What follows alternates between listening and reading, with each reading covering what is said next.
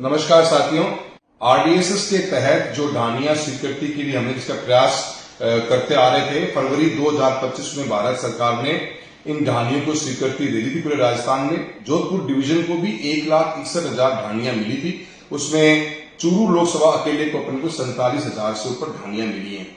मित्रों, मुझे आपको बताते खुशी है कि इस बीती हुई 3 तारीख को 3/10/2025 को टेंडर ओपन हो चुका है। 3 पार्ट्स में टेंडर को निकाला गया है। 19,000 के लगभग की जो ढानियां हमारे रतनगढ़ की, विद्यासर, सुधारशहर और सुजानगढ़ की हैं, वो 132 करोड़ के लगभग की राशि का टेंडर अलग निकला है। चूरू जिले का बाकी जो 3 तहसील बची हमारी, चूरू, राजगढ़ और तारनगर, इसका 160 करोड़ रुपए का टेंडर 19,500 ढानियों का अलग निकला है। और हमारे नौहर और भादरा का करीब 8500 ढानियां हैं और 65 करोड़ रुपए का लगभग का टेंडर हमारा अलग निकला है। ये लगभग हमारा 450, 350, 450 के आसपास का जो ये कीमत का टेंडर ओपन हो चुका है। एलओआई अवार्ड करी जा चुकी है कॉन्ट्रैक्टर को और हम उम्मीद करते हैं कि जल्द ये काम चालू हो जाएगा।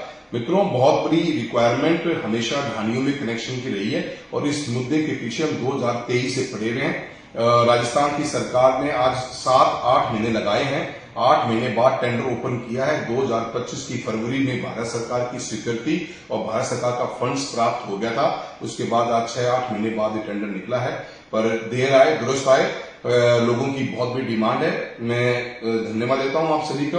हम जो मेहनत और जो जिस तरह फोकस होकर हम काम कर रहे हैं गवर्नमेंट ऑफ इंडिया की या स्टेट गवर्नमेंट की स्कीम्स के ऊपर, उसका हमें फल मिलता हुआ नजर आ रहा है। मैं मेरे उन सभी साथियों से कहना चाहूंगा कि ये जो 47,000 के लगभग ढानियां हैं, ये ढानियां नामदर्ज हैं। एक एक नाम लिस्ट में बना हुआ है कि किस व्यक्ति के किस ढानियों को किस में लाइन मिलनी है। जो मेरे साथीगण या जो भी हमारे किसान साथी जितने भी हैं जो गांवों में ढानियों बसे हुए हैं या जो भी व्यक्ति हो, अगर वो उस वंचित रह गया उस लिस्ट से, तो उसके लिए भी हम दोबारा प्रयास करेंगे।